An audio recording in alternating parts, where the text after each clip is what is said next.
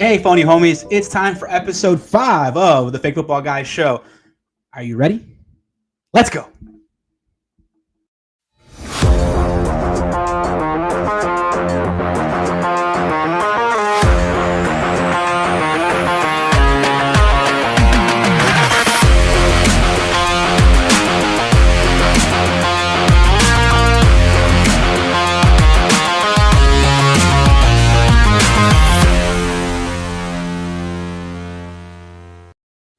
Welcome back, Fantasy Football fam. It's time for another great episode of the Fake Football Guys show. I'm your host, Giancarlo Campos, and alongside me is the smartest fantasy football manager in the land, Dustin DL Lingerman. What's up, DL? What's up, my guy? Not much, man. Not much. There's a whirlwind of stuff going on. They didn't even read my trades. Script. I got everything jumbled, man. There's like 10 trades are going through. Lots of Cubs news. are wild card. Crazy. Must be living your dream right now. Yeah, man. Yeah, I'll tell you. We'll get into why I'm living a dream. I made a huge trade, and there's a bunch of trades that happened about 10 minutes ago. I made a huge trade too. We're gonna grade the trade. Yeah, a nice rendition of it. Yeah, Love it. But before we get into all that, DL, let's remind the people. Let's pay some bills. Let's remind them on Twitter where they can follow us. DL. Tweet FFG. Awesome. And always, if you have questions on Twitter, X, what's the hashtag that they can use, DL? Ask us FFG. Awesome. And then finally, if they want to send an email, DL, that's more their speed. I know my uncle in Mexico doesn't have Twitter, doesn't even know what it is, but he likes sending me emails. What's the email, DL? Ask us FFG@gmail.com. Awesome. And then my phone number. Yeah, if you want to hit up JC and ask him for trade advice, you can call him at 708-655-4508. Because, that's my phone number. And as always, please be sure to like, share, subscribe, and smash that notification button. That way you know when we go live. I see some comments coming in already. Can't wait. We are on YouTube, Instagram, Facebook, IG. What else are we on? Discord, and anywhere that you listen to your podcasts. Yeah. Okay. Another jam-packed show as always. But before we get into that, let's talk trades. All right. It's always a fun part of fantasy. Yes, it is. For some people. The reason why we're not going everyone, on a little late. Yeah. Just some people. The reason why we're going on a little late was there was some trades that just occurred, and we want to ask you guys to grade the trade. Let me just throw it out there, DL. Team 1 gives up Jahmyr Gibbs. And they give up Jahmyr Gibbs, and they're acquiring from Team 2 Jalen Warren, Woody Marks, and Chris Olave. So Gibbs for Jalen Warren, Woody Marks, and Chris Olave. What do you think about that deal, Dio? I think whoever got friggin' Gibbs just like is the man. That's like A+ trade, bro. Sounds like the other guy is looking to help his team and fill up some holes, which, is smart to do in fantasy and not just hold on to your best guy. I mean, I don't know why someone would just like keep rolling it out and be like, well, he's my best guy. I can't trade him. I got to trade all these like shit players that I got off waiver wires. I don't know. Yeah. Who had him? Was it? Oh, I just got Gibbs. Yeah, I gave up Jalen Warren, who's on a bye, Woody Marks, who I added 4 days ago, and Chris Olave, who I just happen to have. I'll never start. You gotta do this. Yeah. So look. That's it right there. That's right. Awesome. That's awesome. That's right. So yeah, a good deal for both teams. I don't think it's horrible, but anytime you get the best player in a deal, for the most part, I think you win. Yeah. And speaking of which, I mean, grade this trade. Okay. CMC. Mm-hmm. With Brian Robinson Jr. Right? Okay, so handcuff and everything. Yep. Okay. And on the other side, that you would get Ricky Pearsall. Okay. George Kittle. Okay. and Scatterboo. Okay. On the surface, I'd rather have McCaffrey. It's similar to the deal I just made. Hmm. You made this deal? I did. Okay, let's talk about your line of CMC. thinking. So my line of thinking is this: I'm 1-3, right? And I have like the rest of my position players are like just trash. Like they're just not doing anything. So I either A, keep rolling them out and still get my points and still lose every week, or I now have solidified my tight end spot. I have a upside at running back, right? And Ricky Pearsall at the he's doing pretty well. He's injured, but he's doing pretty well. So I like the deal knowing your situation that you're in. You can't start. You have no flex guys to start whatsoever. Nope. You're starting. Oh, and by the way, I also lost Tillman. Tillman. Yeah. Lamb. Anyways. Mooney. Yeah. And that's the thing, too, because I have some guys on IR, right? So I got CD. He's going to come back eventually. We're like 1 week away from George Kittle coming back. And Ricky Pearsall is just trying to get me over. I mean, I also have Sutton. So that's not bad. He's good. He's not like top 10, but he's definitely, I would say, top 15. You know what? Knowing the position you're in, I like the deal more than initially from it being in a vacuum. All right, I have another deal for you. It's time to grade the trade. All right. Team 1 gives up James Cook. Ooh. And acquires from Team 2 Emeka Egbuka and Jameson Williams. What are your thoughts about that deal? I'm sorry. Did you just say Emeka Egbuka and who? And Jameson Williams for James Cook. That's it? That deal just went down. That's right. For the number 1 running back. Holy shit. Yeah. Wow. That's a ridiculous trade. Yeah, whoever got James Cook won the lottery because, I'm sorry, Egbuka, great player. Not diminishing him, but Chris Godwin's coming back, and Mike Evans is eventually going to come back. So I see Mbuka's like production kind of going down a little. He's going to go down. I mean, there's too many mouths to feed there. Jameson Williams is interesting. I guess I could see the upside, but he's definitely still that boomer bust guy. So like, I don't understand why you would trade one of the top running backs for those two guys. But hey, I mean, I can't really talk. I'm in a boat and I'm trying to bail out the water, and my shoulder got injured while trying to bail it out. Just like, oh fuck, it's on one arm, man. Just like, fuck, come on, guys, please, Jesus. I hope I can find the waiver wire. So yeah, that's nuts. Yeah, man, that's insane. It's fantasy football for you, which is crazy because running backs in general this season are like scarce. Like it is very hard to find a productive running back, right, that isn't plagued by a committee, right, which Cook is not, or CMC, right? Like they're the bell cow, right? And I feel like wide receiver is pretty deep.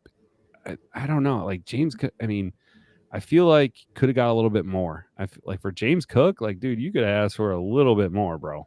So I don't know. That's my thoughts. But all around, A+ trades. Whoever got you got Gibbs and someone got Cook. Like, wow, that's crazy. Yeah, man. I wonder if that guy got CMC too. If he did, his team is monster. He's probably going to destroy everyone. Except for you. Oh, man, yeah. Really good. Team's decent. All right, but that's enough of that. Anyways. That's not why you came here, ladies and gentlemen. We got another jam-packed show for you today. DL, there is a ton of fantasy football news. Let's get to the news.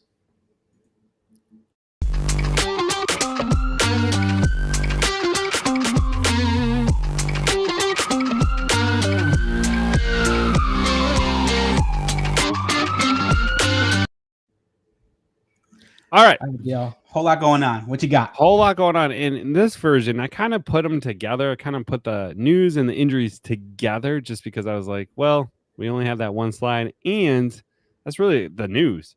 So we're going to start things off. This kind of came out of nowhere, but Bucky Irving is actually gathering opinions on his lower leg injury as week 5 status is up in the air. Now, this is crazy because there has been nothing. This literally came across this week. So Tampa Bay's running back, Bucky Irving, is officially on the injury radar. He's dealing with what is being called a lower leg issue, possibly an ankle or foot injury. And right now, the status for Sunday's matchup against Seattle is up in the air. And this comes just days after Irving's breakout performance against the Eagles. He rushed for 63 yards and 15 carries, added 5 catches for 102 yards, and ripped off a 72-yard touchdown. The kid looked electric. Now, keep in mind, Irving is still rotates with Rashad White, but make no mistake. Rashad. I knew it. I knew as soon as it came out of my mouth. Rashad White. But make no mistakes, he's the lead back in this offense. He leads the Bucs in carries, rushing yards, and receptions out of the backfield. So here's what this means for fantasy managers. Monitor Wednesday's practice report. If Irving is limited or sidelined, you're going to want to look for a contingency plan because he's a 3-1 Buck. It's a 3-1 Buck team that relies on a dual threat ability, and he's out. Rashad White stocks take a nice bump. So we'll get into the waivers. I didn't see the running backs, but there are some other like deeper stashes. Oh, there's some good ones. Just saying. So moving on. This sucked. Tyreek Hill is out for this season, man. He torn ligaments and dislocated his knees. This is crazy because like not only is he out for the season, but there's been talks where this might be like career ending, which was nuts because if you saw him on like the card, he's like, yeah, see you later, peace out, guys. I'm out of this bitch. I don't got to play for this stupid team anymore. So yeah, he's done for the season. He was injured Monday night. He was carted off after the sideline tackle, which I don't like watching those. Like, you know, when they do the replays, Yeah. I don't understand. I thought the NFL wasn't going to do that anymore. I thought they were like, yeah, let's not do that. But they showed They it. should show it once, and that's it. Yeah, it's just like it's bad. I don't know, bad. man. So yeah, he's out. What if they warn you? What if they say we want to warn you? This is a very graphic injury. If you have a sensitive, like, who wants to see something. it? Like, I don't want to see that shit. I do. I don't. It's like I do. I don't know. I feel bad. Anyways. Yeah, I feel bad too. But they should show it once, and if they show it a second time, or they should absolutely show it once and preface it by saying, you know, this is look away if you're not ready to watch. Look at this. Blah, blah, blah, blah. Yeah, but what's crazy is like Miami is sitting at 1-3, right? They just got their first win, and now they lost their most dangerous weapon in football. So that sucks. It's kind of like, but Wallard, man, can we talk about him? Holy shit, dude. He was ramping up. He didn't play. Finally got to play, right? Dude gets like 2 touchdowns and is just looking like he actually looked fast. Like, I was like a little shocked, but I was like, damn, the dude still got a little in the tank. So, but yeah, obviously, Jalen Waddle immediately becomes a wide receiver 1. Cedric Wilson, rookie Jalen Coker, that's pretty much your receiving core, are going to see expanded roles, of course. And we just talked about Darren Waller. So, yeah, man, bottom line, Tyreek Hill changes the entire Dolphins offense in that. Okay. In other news, we're going over to Cincinnati Bengals. Jamar Chase was frustrated by the Bengals' blowout loss to the Broncos. It didn't look like we wanted it. So on Monday night, the Bengals got embarrassed with a loss of 28-3 to the Broncos. They're now 2-2 and have been outscored 76-13 in the last 2 weeks without Joe Burrow. Uh, this sucks, especially if you have, like, I don't know, like a Chase Brown. You're not going to be able to move him. Even a Jamar Chase. I mean, I have Jamar Chase. I mean, come on. If we were going back in the draft day, like, who was the number one guy? Jamar Chase, right? So I got a lot of them. I got a lot of them. I don't know what to do with them. I could offer a trade, but I don't even know how, who's going to take them. Like, even if it's like, I'm not going like top tier, like maybe like one of those like wide receiver 2, maybe. I don't even see anyone pulling the trigger on that. I mean, is it time? Are we moving on from Jamar Chase? I'm moving on from Chase Brown. Chase Brown, yes. Jamar Chase.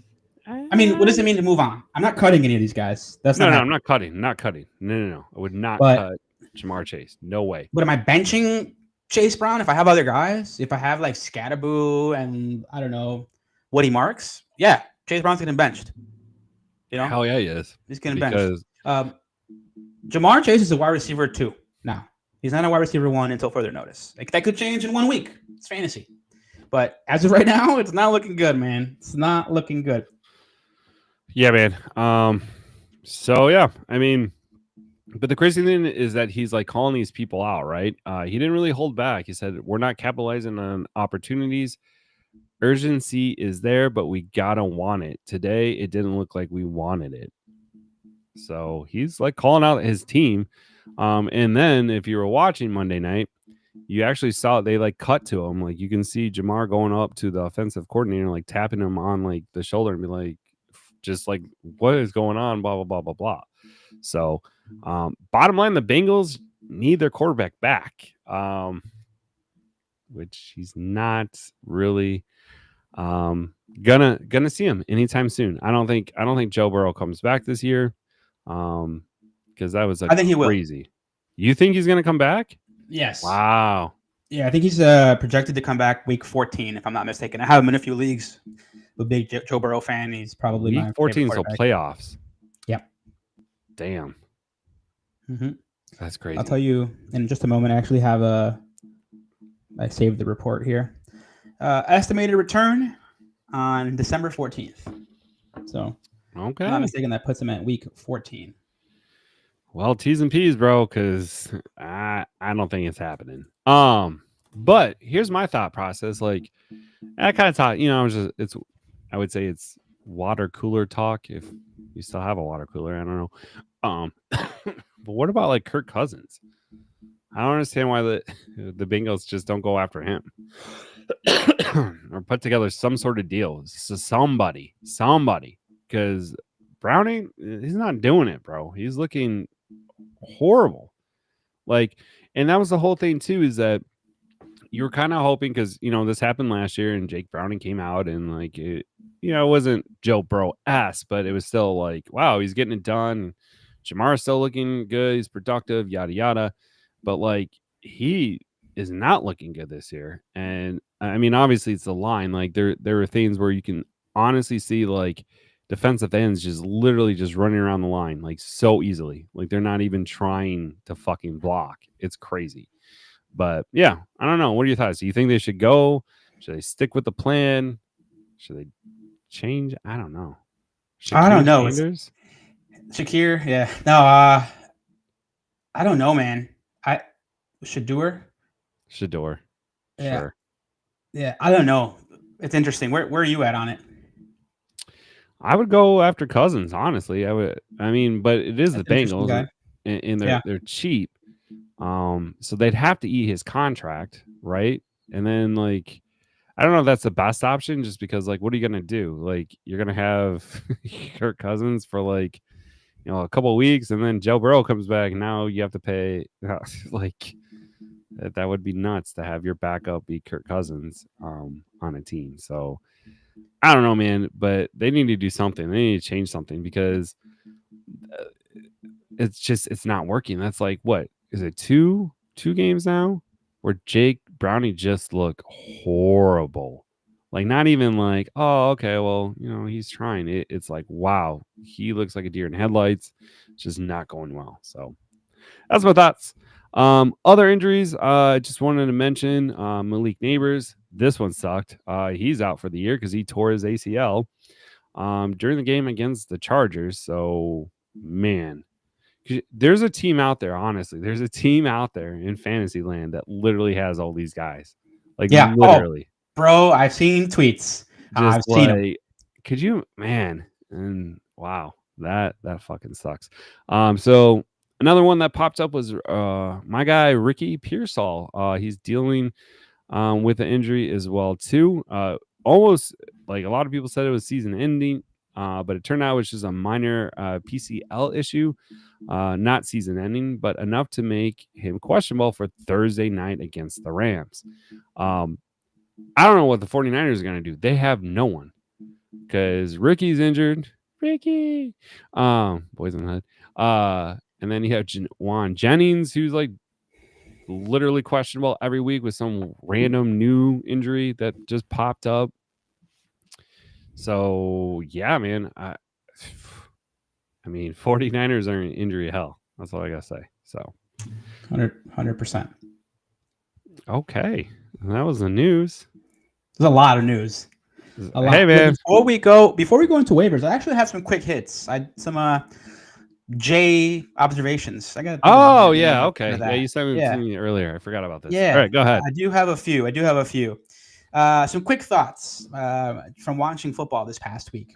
My first one is Max Crosby is the best defensive player in the league. He was everywhere on the football field, got his first career interception, had a sack, bunch of QB hurries, tackles for a loss against the Bears. The guy's incredible. And I think he's easily the best defensive player in the league. Omarion Hampton is a stud. He's going to finish in the top 10, probably the top 8 at the running back position in fantasy. I'm not sure if you guys got a chance to see him, but guy's electric. It reminds me a lot of Matt Forte. I just think he's a little more explosive. Big fan of Omarion Hampton. Quinshawn Judkins. Doesn't he have better breakaway speed too? That's it. That's exactly it. I think the guy has I think he's just faster. He gets to the end zone. Something that Forte had earlier in his career, and then kind of as the career went on, he kind of lost that step. Quinshawn Judkins is a stud as well.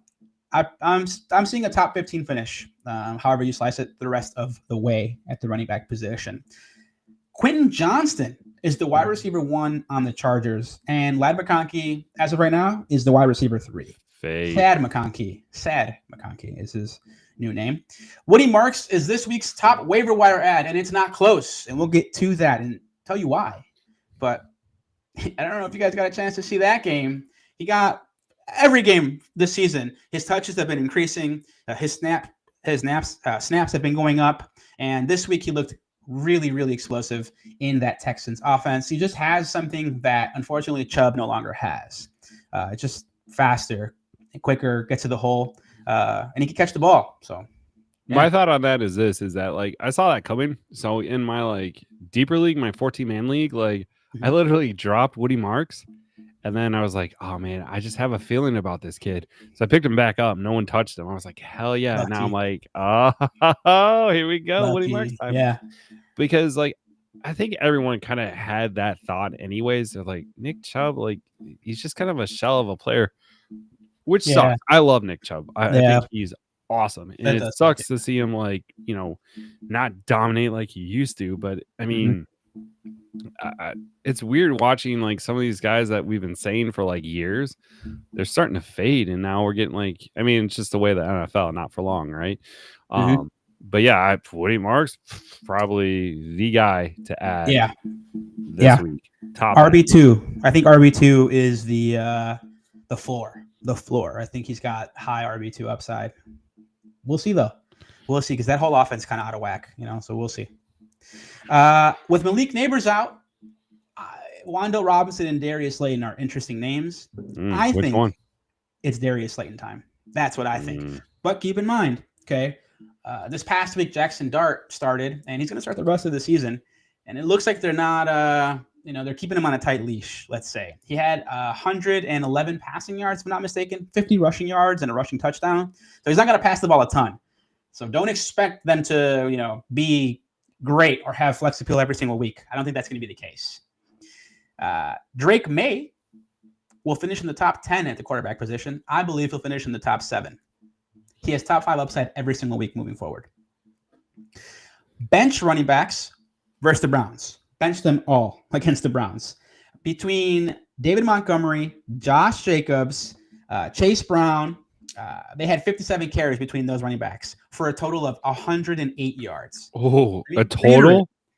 57 carries for a total of 108 rushing yards against the Browns. They have an elite rush defense. I don't want to start any running backs against the Browns. And lastly, Darren Waller lined up at wide receiver this past week for 88% of his snaps on Monday night. Do with that what you will. I think Darren Waller is going to be a wide receiver playing tight end. And we already knew he was going to do that, but I really like his upside moving forward. If you're struggling at tight end, which is it's got to be about 6 teams in every league. 6 teams in every league don't know what the hell they're doing at tight end. What about FAAB? FAAB. Oh, maybe we'll get that into waivers. Yeah, we'll get into that. I'm not sure. Did you throw in a number for him? Because I got a number for you if you didn't. Like percentage or like I would. Yeah, how much? I would probably put in like I kind of go heavy on him 50%. That's a lot. Holy shit, that's a lot. Wow. I'm leaning more at no. That's fair. No. Hey, that's fair. I'm thinking more like 30 or 40% of your FAAB. But if you're really into tight end, this is your one chance at it. I get it. Well, not to mention who's all on buys this week. This is our first bye week. So I know the Bears are on bye. Green Bay's on bye. There's like 2 other teams where I was just like, holy crap. Yeah, so it's the Steelers, the Bears, the Packers, and the Falcons. Damn. So a lot of good players. You're going to be without Jalen Warren, without Metcalf. On the Steelers, on the Bears, no DJ Moore, no Rome Odunze, no Caleb Williams, no DeAndre Swift. For the Packers, you're without Jordan Love, no Josh Jacobs, no Matthew Golden, no Dubs, none of those guys. And then for the Falcons, you're without Penix, you're without Drake London, no Mooney, no Pitts. There's a lot of guys that are not Bajan. Yes, good call. 100%. Like Bajan, you're probably like, fuck me. Yeah. Although, I mean, if you do have those plays, it's kind of nice because you're getting out of the way early. So it's not like those crucial, like I would say like week, 8, 10, kind of like, you're still fighting to get into like the top, whatever. And that's usually when it sucks the most because depending on your record, I mean, it's still somewhat early where you could probably, I don't even want to say that. I don't think it's that early anymore. I think we're in the thick of it. There's no more you can take any more losses, especially if you're like 1-3. Like, fuck. But yeah. Cool. Yeah. All right, DL, let's get to the waivers.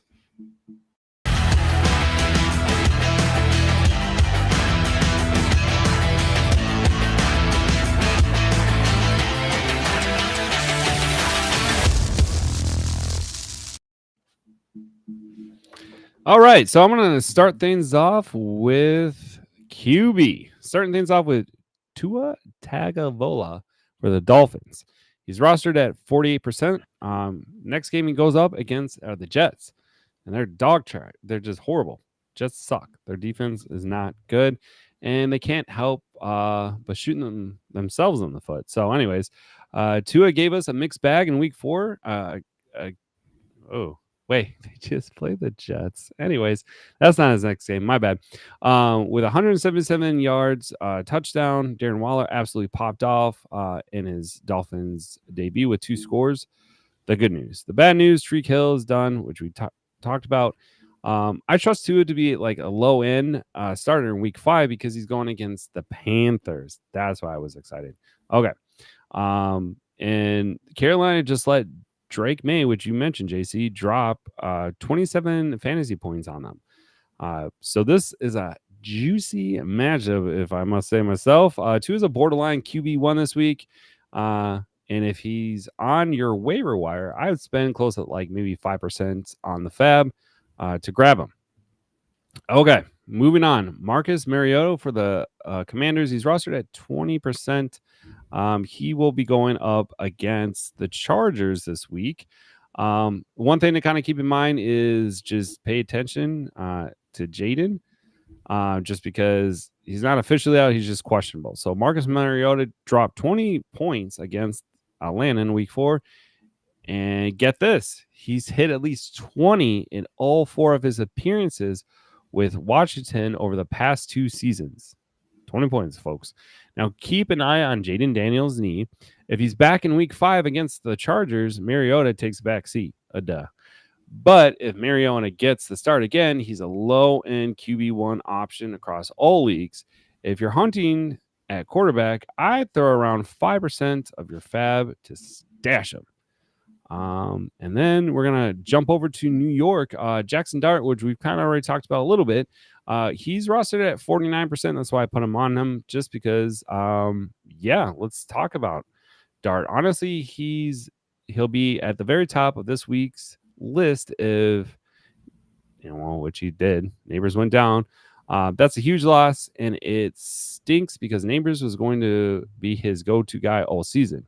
That said, Dart still has weapons with Darius Slayton, Wan'Dale Robinson, Theo Johnson, plus the backs out of the backfield. And the big thing, he can run. Last week against the Chargers, he carried it for 10 times for 54 yards. That rush upside makes him fantasy relevant. In week 5, he's a borderline starter against the Saints. But fair warning, after that, his schedule gets brutal with Philly twice in Denver. Still, he's worth a stash. I'd put about 5% of FAAB on him. So wrapping things up for the QB waivers, I'm going to talk about Sam Darnold. He's a QB for the obviously Seahawks. He's rostered at 34%. He's going to be going up against the Buccaneers. Sam Darnold has been solid in real life, but for fantasy, the ceiling just hasn't been there yet. He's put up at least 18 points in 3 start games, with his best outing being 20.7 against the Saints in week 3. The volume is just the issue. He's only averaging about 25 passing attempts a game. Now, week 5 against Tampa could turn into a shootout, which makes him interesting. And week 6 at Jacksonville is another favorable matchup. Right now, I see Darnold as a low-end starter in deeper leagues. So this be your 14-man deep league kind of guide to stream or add. Not a must start, but if you're in need of a QB, I'd spend about 5% of your FAAB. So, JC, any thoughts? Anything to add? Yeah, I mean, I don't like a lot of the names. I don't like Mariota against the Chargers. I don't like that one too much. I'm not too big of a fan of Jackson Dart just yet, but I do like the matchup. So if he's going to go off, this is a good week for him to run and be solid. Darnold against the Bucks is, I think that's a solid guy. Guy who's going to give you 15 to 20 points, hopefully. And then Tua, you never know what you're going to get there. He just lost Tyreek Hill, as you talked about earlier in the notes. When you went over the injuries, I don't know, man. I think of all these guys, that the safest bet is Darnold. The guy with the highest upside is probably going to be Jackson Dart, and that's it's a little rough. Not gonna lie, a little rough on QBs. It was hard to put them again because there's some guys honorable mentions. There's Carson Wentz. You had. I mean, that was the only one I was just like, I'm not even going to talk about him. Waiver wire for QBs this week is horrible, which sucks for me because in one of our leagues, I really need quarterbacks. Yeah, I know. So bad. And Anyway. Yeah, let's jump over to running backs. Okay. The first running back we're going to go ahead and recommend is Woody Marks. And we think he's, we know he's the top waiver wire ad for fantasy this week. He gets the Ravens and their defense. They're hurt, and the defense against the run is not good. It's one of the worst in the NFL. We're recommending a budget spend of between 60 and 65% of your FAAB budget. So if you have $100, $60 to $65 is what you're spending. Marks is absolutely heating up. In week 4, he logged 21 touches and a 56.3% snap share, while Nick Chubb posted a season low in snap usage. Marks should be your top running back ad, and we're ranking him as RB2 moving forward in fantasy. Next guy we're going to recommend is Kenneth Gainwell of the Steelers. He's on a bye week, so maybe you can sneak in there and grab him. He is rostered in 32% of leagues. We're recommending a 20% of FAAB budget spend. With Jaylen Warren out, Gainwell exploded in week 4 for 134 yards from scrimmage and 2 touchdowns. We think he's going to be a great add and a guy who's probably going to factor in the running back room moving forward. I don't think Gainwell will take the job from Jaylen Warren, but I do believe it'll be a 60-40 split. Jaylen Warren getting 60% of the touches and Kenneth Gainwell getting 40% of the touches. So Kenneth Gainwell will definitely have flex appeal throughout the rest of the season. And if for any reason Jaylen Warren was to go down, Kenneth Gainwell could be a league winner. Next guy we're going to recommend is Kendre Miller. He's a Saints running back, and he goes up against the Giants. He's rostered in about 10% of fantasy leagues, and we're recommending about a 15 to 18% budget spend on Kendre Miller.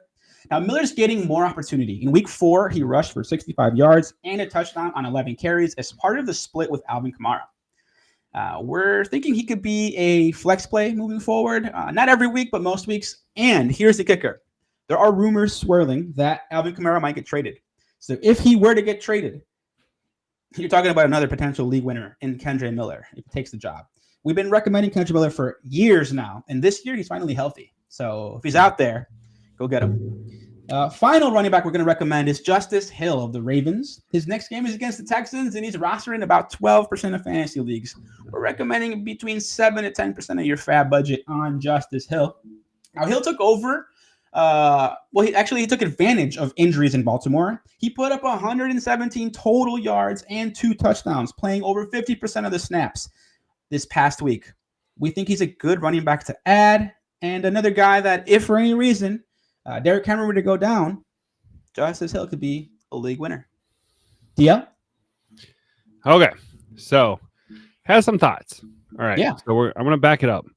We're going to go with Kenneth Gainwell, right? Mm-hmm. I think the FAAB recommendation, I think you can get him on the cheaper because they are on a bye this week. So you might be able to scoop him for just a little bit less.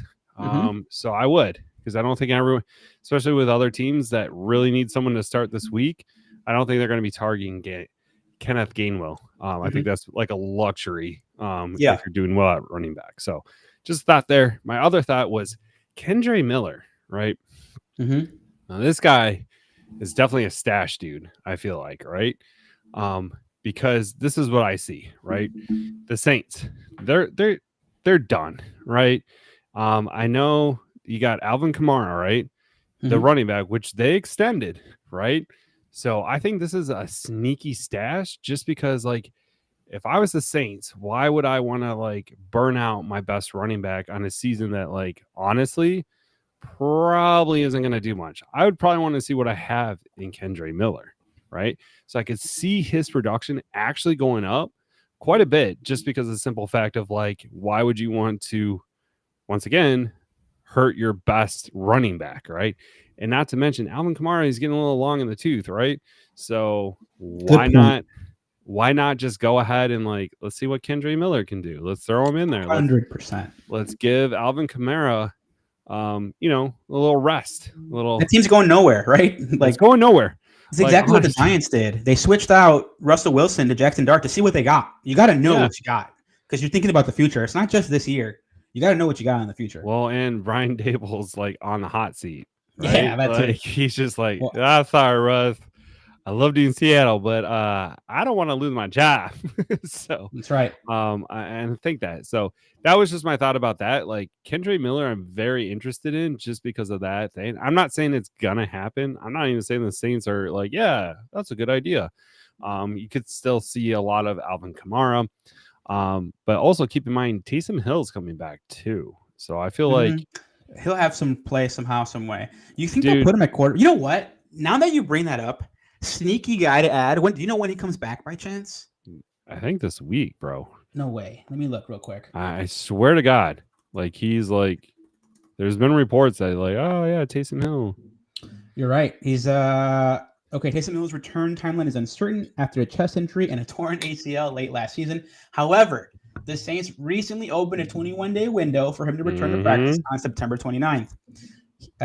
Is he on an IR? That's an interesting guy to add, DL, for Yeah. next to nothing, and you don't And know what could happen. well, what I was about to say too is that I remember when I was managing Alvin Kamara, like in Taysom Hill, that whole thing, like I was so pissed because they'd get up to like the goal line and guess who? Big old dumb giant came running in. I was like, oh, here we go. Big This old dumb giant. motherfucker. And Uh, every time he just, I'm taking a run in. I'm like, you son of a gun, you vulturing bastard. I gotta quit swearing. But yeah, that's I'm saying the Saints are interesting because their seasons. I don't know. I mean, what are you playing for, really? So why not kick the 100%. tires a little bit, see what And you he's got? got tight end eligibility. With the team going nowhere, there's a chance that he'll get quarterback snaps, and you'll get quarterback Mhm. points from a tight end. Great observation by you, DL. It might not happen, No, but just but it's always hey, moving. hey, Some people think I don't know ball. Some people think that he I'm knows an easy ball. target. Yeah. Um, I'm here to All let right, you DL. know Let's I'm not, jump you sons of. over. You know what? Let's recommend it. We would say like a 3 to 5% budget spend on Taysom Hill. I don't think nobody is talking about it. I I know haven't seen it you can get anywhere. them on the cheap. So get him for the low. Is he IR eligible still? Let me look that up. Because if he is, you could throw him on your IR. Damn, you know No what? I harm, didn't no even think of foul. this. Nothing I might happens. target the fuck out of Taysom Hill because you can start him anywhere. You can start him at He's quarterback. out. You could put him on the IR. Well, Oh, you there you don't start him go. at tight end in our league in ESPN, but other leagues he has Oh, multiple position eligibility, so you could throw him in tight end. You're not getting any points out of there ananyway. So for most yeah, teams, fuck it. maybe you could get a passing, If you're desperate, touchdown. bro, if you're like 1-3 and Smart. like you're getting beat on the waivers, Yep. like not a bad guy to bring up. Speaking of other tight ends to add, we're gonna start things off with uh, Darren Waller, right? He's obviously the tight end for the Dolphins. He's rostered at 14%. I feel like this is going to be your top ad. And good luck because he's a brand that everyone knows. Everyone is comfortable with him. He used to be one of the top 10 tight ends. So it's going to be hard to get him. So if look at your waiver priority, I would put him there if you're hurting at tight end. So he made his debut in week 4 against the Jets, and he wasted no time making an impact. 3 catches for 27 yards and 2 touchdowns on just 4 targets. That's efficiency. 4 targets. And this dude was hauling them in. Now, here's where it gets interesting. Treek Hill left the game with a knee injury. If he misses time, which he's done, so he will be, Waller's stock is going to skyrocket. And that's what I'm saying. Like, people are going to go after him. Remember last year when Jonnu Smith averaged 13 PPR points per game in the same season? Waller has a legit must-start upside for the rest of the season. If he's on your waiver wire, he needs to be rostered. I'd spend at least 15% on FAAB to grab him. So there you go. Good luck, phony homies. Hopefully you win the sweepstakes. The next guy we're going to talk about is Mason Taylor of the Jets. He's only 10% rostered. He's going up against Dallas, which is juicy. But rookie wideout Taylor just had the best game of his young career in week 4 against Miami for 5 catches, 65 yards on 7 targets, and it might be a sign for things to come. Over his last 2 games, he's got 9 catches on 13 targets, and he looks like he's carving out the number 2 role behind Garrett Wilson in the Jets passing game. Now remember, this is still a low volume offense with Justin Fields at quarterback, so the ceiling isn't huge, but heading into a nice week 5 matchup against the Cowboys, Taylor's a sneaky low-end starter in deep leagues worth about 1% of your FAAB. This guy keeps making it onto our list. Brenton Strange for the Jaguars. Strange continues to be a reliable target. He caught 6 passes for 45 yards in week 4 and is tied for 5th among tight end receptions. With Jacksonville's passing volume, Strange has a strong floor and a decent upside. Okay. Going over to the 49ers, we got Jake Tongs. He's filling in for George Kittle. So this probably might be his last game, right? Because George Kittle's coming back week 5. Praise the Lord. Tong caught 3 passes for 58 yards and a touchdown. With Kittle still recovering, Tongs offers a short-term tight end upside 1. So there you go. And we're going to wrap things up with Tommy Tribble. He's on the Panthers, and guess what, guys?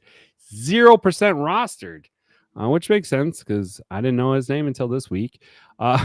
He's going against the Dolphins.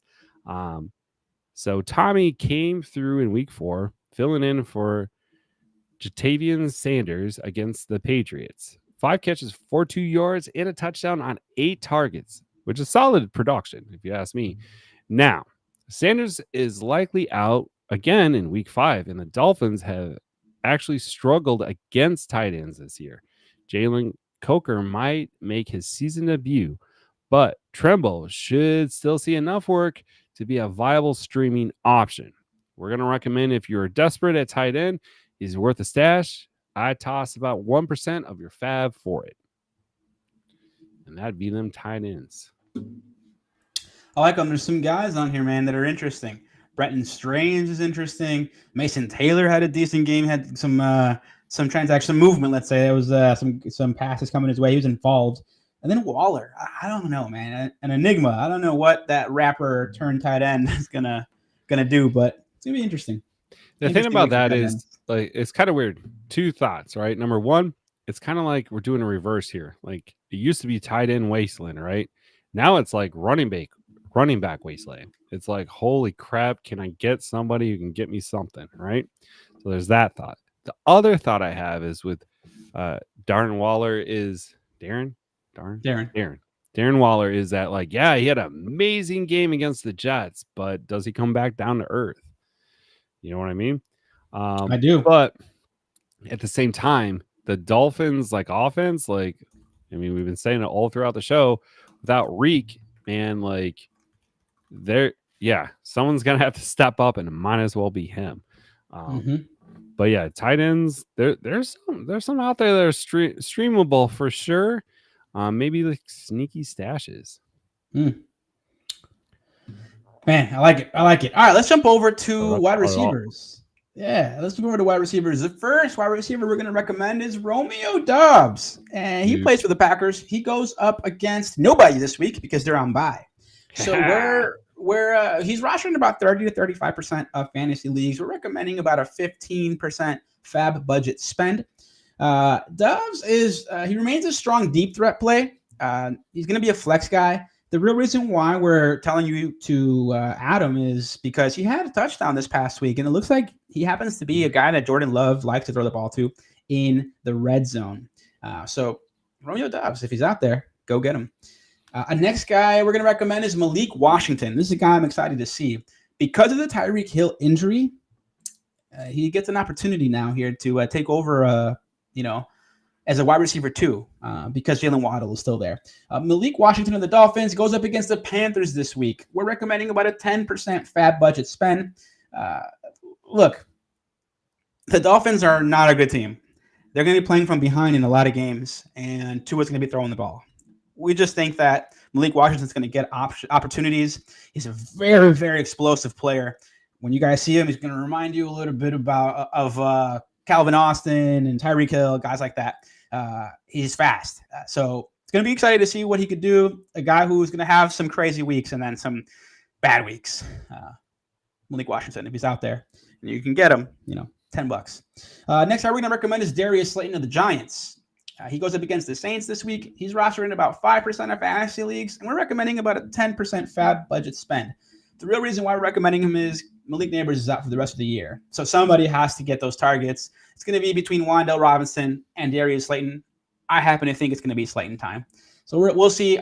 I think Slayton will have flex appeal throughout the season, but I don't know how much Jackson Dart's going to be throwing the ball. So, add him if you can. Bench him for a week, see what he does, and maybe you luck into a flex wide receiver. And the last guy we're going to recommend is Matthew Golden of the Packers. Now, I don't think he's going to be available in too many fantasy leagues. He does have a bye week this week for the Packers, We're recommending about a 7 to 10 FAAB budget spend if he's available. The reason why we're recommending him is because he finally had a good week this past week and had double-digit points in PPR leagues. So he's starting to accumulate volume. He's starting to come on. Sometimes wide receivers take a little bit of time when they're rookies, and it looks like he's starting to become the go-to target for Jordan Love and the Packers. So if Matthew Golden's out there, go get him. He could be another flex guy with more upside than that. I think he has wide receiver 2 upside if he becomes what we think he can, which could be the go-to guy for the Packers. Dale, what are your thoughts on those guys? I like him a lot. Like Malik Washington, I had to drop him because I did that trade. I was like, oh yeah, I'll just drop this guy, and that was before that Tariq injury. So I'm a little bit bummed because I had him, and now I lost him. But I agree with that one. Yeah, the Giants wide receivers. Here's the thing, like Wan'Dale Robinson, right?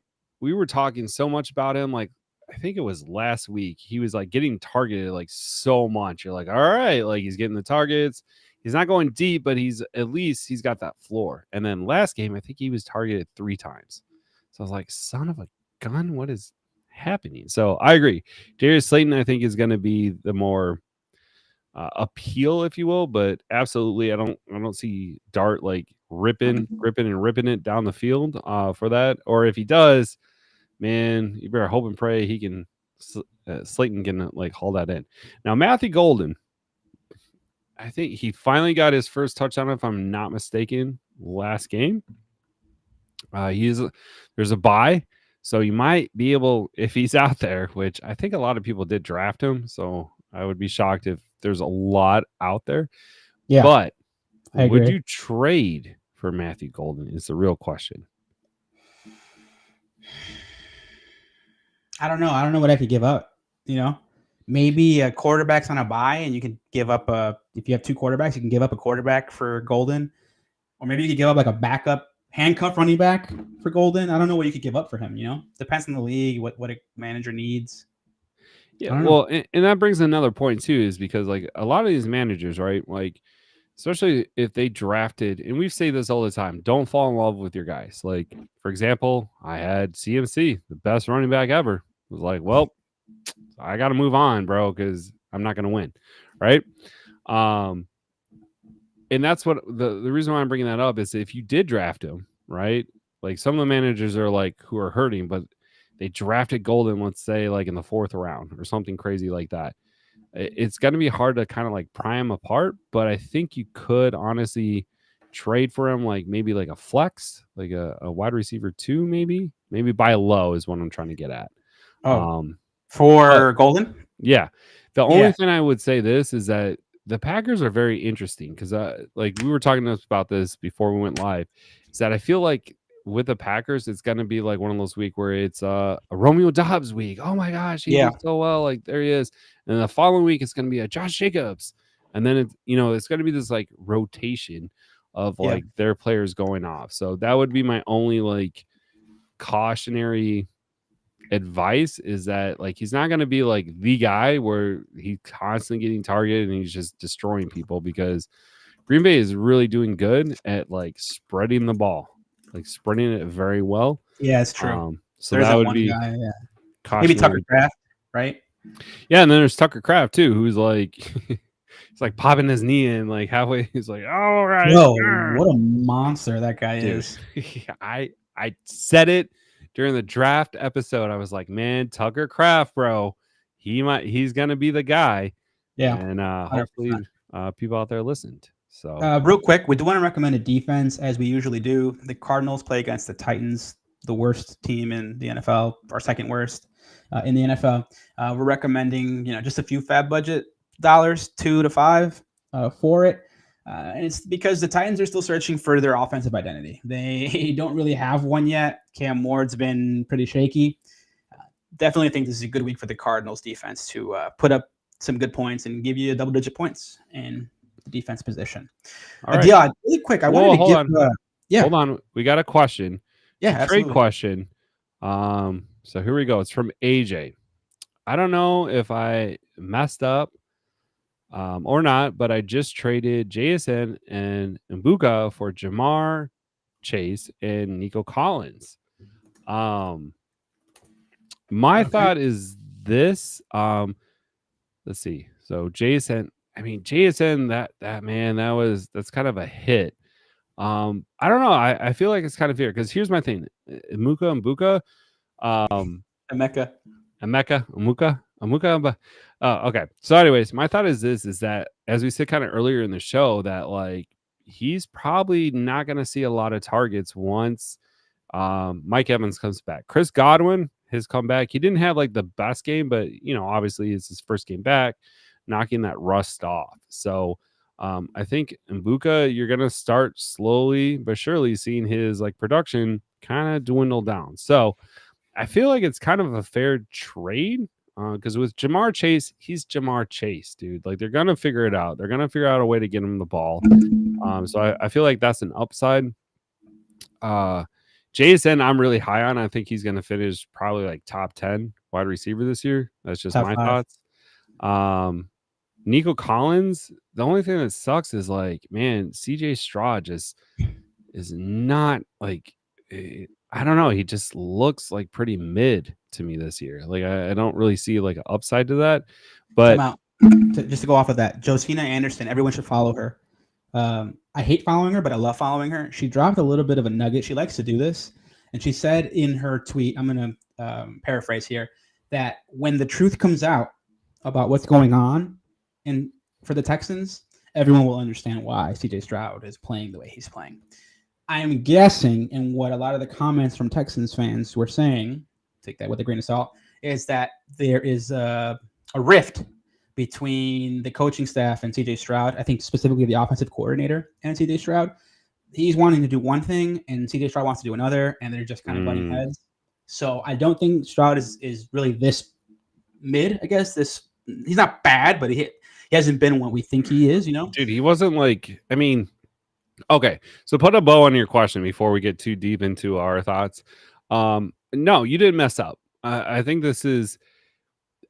on both sides, everyone kind of took a little bit of a loss here, but I don't think it's like, oh my gosh, like you're not good at fantasy. Yeah. I don't think this is going to make or break your team. I understand your point and why you did it. JSN right now is producing more than any other receiver in this trade. But you were afraid that Emeka is going to lose his value when Mike Evans and Chris Godwin come back. So I understand why you traded Emeka, because he's doing well. And you're trying to buy low on Jamar Chase and get Nico, who's equivalent to JSN, if not better, right? So is Jamar. He's better, but he doesn't have the quarterback. So there's a lot of working parts here. I think it could be a wash, to be honest with you. Yeah, that's what I was going to. But if I had to pick a side on talent, just based on talent, I'm going to go Jamar and Nico. But football is about what you could do in the future. I think Jamar and Nico obviously have higher upsides than JSN and Emeka. So if you're doing it to try to shoot for the stars, I understand it. The players I guess the deal with the higher floor is JSN and Emeka, just based on what they've done so far this year. I don't hate it, but I don't love it. Sometimes people trade to trade. Sometimes you're just giving up. Like last week, I traded Etienne for Kenneth Walker. They're the same fucking guy. Like there was no real reason to make the trade, to be honest with you. Sometimes you just you had FOMO. You don't have to. Yeah, you see other deals. This is an example of just trading the trade to me. But I understand his side on Emeka. I guarantee you this week, JSN and Emeka will outscore Jamar and Nico. I guarantee you this week. But if you take the points they have from right now and where they finish, I think Jamar and Nico finish better. For sure. I agree with that. Rolling it back to the Texans and CJ Stroud, my whole thing is that like I think his rookie year he was amazing, right? Like I definitely took a lot of stock in him. He helped me get to the playoffs. Didn't help me win because all of a sudden he had a slump. But like even like last year, like he played against the Bears, he did really well, and then all of a sudden, like it just went to shit. And that's when he had like Tank. He had Tank, he had Nico. They were rolling, but like I just felt like last year and this year, like they just can't get like it's kind of like when you're trying to start a car, like it almost turns over, and then it just dies, and you're like, what the fuck? And you're like, okay. As soon as you said a car, I was like, oh, I know what he's gonna say. Yeah, exactly. Yeah. It's like, all right, I'm gonna pump the gas. Wait, don't pump too much gas because I don't want to flood the engine. That's where I feel it's at. It's like You're trying to get it to start. You don't want to go crazy, but at the same time, it's like, what? It doesn't make sense because CJ Stroud had like such an amazing sophomore campaign. I feel like, or no, I'm sorry, such an amazing rookie year, I would say.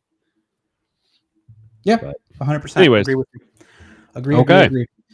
All right, real quick, I wanted to give some trade advice because we're in like the trade season right now. I'm it just is, gonna give man. you a few bullet points, a few things to look out for, to do, to try to come up on some trades if you can. So right about now, you have a bunch of haves and have-nots. Okay, so depending on where you are, you can use some of these tips, and then I'll bounce some of these ideas off of you, and you tell me what you think. So there's going to be some teams right now that are 0-4 or 1-3. Okay, it's important to look at those teams and see if they have players on buys because they're freaking out. They know they can't lose another game, when in reality they can probably lose one more game. Okay, try to trade if you're one of the best teams for those bye week players, and try to just give them anyone that they can start. Be cautious, be fair about it, but also that's the kind of way you do it. I'll give you an example. This week, the Josh Jacobs is on a bye, okay? And I have Kenneth Walker. I'd rather have Josh Jacobs, but I offered Kenneth Walker for Josh Jacobs, okay? Because he's playing. Kenneth Walker's playing. That's the kind of thing you could do. You're giving 90 cents for $1, 85 cents for $1, so you can continue to build these players up and get better players. That's a huge piece of advice I'll give you when it comes to that. Another thing you can do is start looking weeks in advance, okay? I'm looking at teams right now, and I'm seeing that they're going to be without a bunch of players. And then I'm reaching out to those managers and saying, hey, next week, I know we're not there yet. In 2 weeks, you're going to be without a quarterback. You're going to be without a tight end. You're going to be without a running back. What do you think about, if I give you 2 guys right now, before, and plant those seeds? They might say no right now. But when that week happens, they're going to remember that you came first for an offer, and they're going to value your offer, your trade offers with more, Another thing I'll tell you to do, look at the waiver wire. I know you don't need a backup quarterback right now, but if there's one out there and you can screw some of your other teammates that are in the league and they need quarterbacks, go get them and try to trade that quarterback to them. That's another huge thing. And lastly, stream defenses. I can't emphasize this enough. Pick up 2 defenses if you have a shitty wide receiver that you're never going to start. Cut them and go get another defense if you know you're going to use them in a week or 2. Use 2 defenses if you have to. Defenses can win you weeks. Absolutely do that. Go get those guys. Yeah, that's solid. I usually talk about the defense more towards like when we get to playoffs to like start looking ahead at weeks and like who's going to be what. But I absolutely agree with that. Like I draft a defense, but I don't fall in love with them. I'm not like, oh my gosh, like I let go of Denver's defense. I was like, whatever. Like ranking wise, like this particular defense was gonna have a better week, right? And they can absolutely help you win. Like last week, I got 14 points from my defense just to kind of solidify. So I absolutely agree with that. When it comes to trading, yeah, I mean, you want to look at your team overall and see where your, obviously your weak points are, and then go ahead. Sucks because in one of my leagues, I'm on bottom feeder. And like, I'm desperate as shit right now. I was like, okay, how do I turn this around? How do I get at least good enough to like get a little bit out of the basement, right? So obviously I traded like CMC, like because I'm like, all right, I need to fill these gaps because I'm not going to find it on the waiver. And that's the thing too, is that like with waiver wire, like, you can fill some of these, but it's like a 50-50 shot. Because you could add a guy and they could and you don't know. Let me give you something else. Okay. Try to trade. If you have handcuffs, maybe you have like right now. I don't have Bijan Robinson. I don't have him. A good point. But I have Algier. Okay. And I've been bugging the Bijan Robinson manager the entire year saying, hey, bro, I have him. What's it going to take? Do you want him? Use those handcuffs and try to trade them to the guys who have them and try to get a player out of it. See what you can do. Obviously, those guys could be league winners, but you don't have time to sit here and wait to see if that happens. If you're 1-3, 0-4, trade that handcuff and try to get somebody that you can start on your flex. whoever that handcuff is. I only picked up Woody Marks because I thought Chubb wasn't playing well. I'm like, I'll pick up a handcuff. That was my initial idea. I'll just pick up a handcuff, and if Chubb gets hurt, then the guy who has Chubb's going to want Woody Marks. That was it. Come to find out, it worked out. But use that to your advantage. I know these things sound really simple, really easy, but that's how you win these damn leagues, man. I took Kareem Hunt, who I added, and I turned him into Chris Olave, and then I turned Chris Olave into Jahmyr Gibbs in a package deal.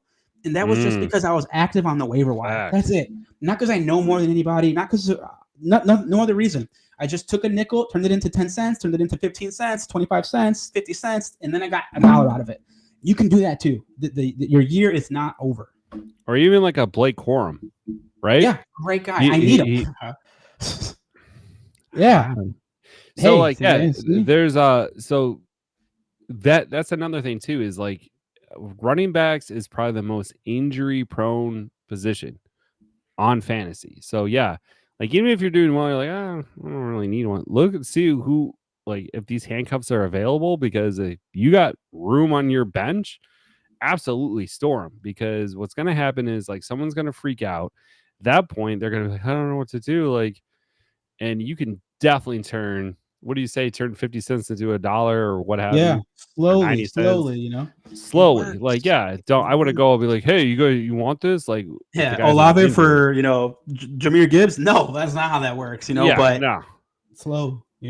Slowly but surely. And even like Quentin Johnson, like I have him in one of my leagues. I'm like thinking like, and I don't need him. Like he's sat on my bench for the last 2 weeks, which is dumb. Not anymore. Because not anymore. I'm gonna start that motherfucker. But at the same time, I could honestly, like, if there's somebody who just lost Neighbors or just lost Tariq, I can be like, hey man, here's Quentin Johnson. Like, look, here he is. Yeah. Like, he is the guy right now. And I don't know, give me James Cook. Why not? Or give me CeeDee Lamb, who's hurt right now. Yeah. What's the CeeDee Lamb going to do? He's freaking out. He's going to miss him for another week or two. Like, you could probably get CeeDee for Quentin Johnston. Those deals are out there. And lastly, don't be afraid to trade. A lot of times people get this paralysis by analysis. They just are afraid to lose a deal. You can't be afraid to lose a deal, because if you're afraid to lose a deal, you'll never win. Exactly. And now, I mean, like I said, the CMC thing, like, did I really like win that? No, I did not win the deal. However, I do have upside because I solidified different positions, right? Yeah. And like, yeah, be willing, like, it's give and take. It's give and take with trades, right? Like, I'm not saying like, if someone offers you like half their bench for like a guy, you're like, oh, okay, like I should do that. And like, no, get value, but keep in mind that like you're not gonna get, like, I think I offered I had CMC, I went for like Justin Jefferson and like, I don't know, like Derrick Henry, right? Like, knowing that I wasn't going to get that. I knew I wasn't going to get that, but at least it starts a conversation, and you can at least like kind of pivot and move it forward and try to get the best value out of that guy to help you win. Don't fall in love with these players. Forget 100%. The draft. Forget the draft. The draft is over. It's done. You got them. But if your team is like 1-3 and you're kind of like, man, you're dumpster fire, like, now's the time. Like, you got to move them. You just got to move them if 100%. You want, and you can win. You can honestly win, because all it takes is like a decent trade and maybe a couple hits on the waiver, and you're all of a sudden your team is 100%. Keep in mind, in fantasy, you don't win when you draft, right? Like, you're the team that you start with, it's not going to be the same team that you end with ever. I've been doing this for a while. I don't think I've ever drafted a team and went all the way, didn't grab anyone off the waivers. It's just impossible. Absolutely impossible. 100%. Anyways. 100%. Okay. Good advice, Dale. That's good advice. I do agree with all of it. All right. Well, that's it for today's episode, Phony Homies. Wait, any defenses? Yeah. Any defenses? Oh, yeah. No, we did. We recommended Arizona's against Tennessee this week. Okay. Cool. Yeah. All right. That's it for today's show. Remember to shoot your start sit questions to us by tweeting us, DL. Tweet FFG. And use the hashtag, as always, DL. Ask us, FFG. And lastly, you could send those fantasy questions to us via email, DL. Where at? At askusffg@gmail.com. That's right. I'm not gonna give my phone number on this one. They already have it. I'm getting weird spam calls from China. So no. Thanks for tuning in, phony homies. Thanks to DL for his awesome fantasy football advice. My name's JC. We'll catch you on Thursday's episode of the Fake Football Guys Show. Like, share, subscribe, and smash that notification button. Peace. And go Cubs. Bear down, baby.